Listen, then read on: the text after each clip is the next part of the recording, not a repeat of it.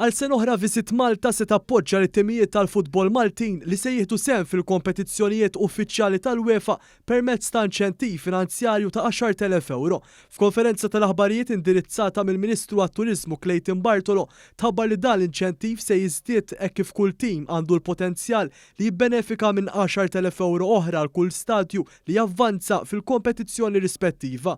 It-timijiet li se jikkompetu mal-Hamrum Spartans fil-fasi ta' kwalifikazzjoni tal-UEFA Champions League, Birkirkara l-Gżira United u l-Balzan Youths fil-fasi ta' kwalifikazzjoni tal-UEFA Europa Conference League se jkompetu wkoll it-tim tan-nisa ta' Birkirkara fil-UEFA Women Champions League. It-timijiet imsemmija se jkollhom il-logo tal-Visit Malta fuq il-kit li se jilagħbu bih fil-kompetizzjonijiet tal-UEFA.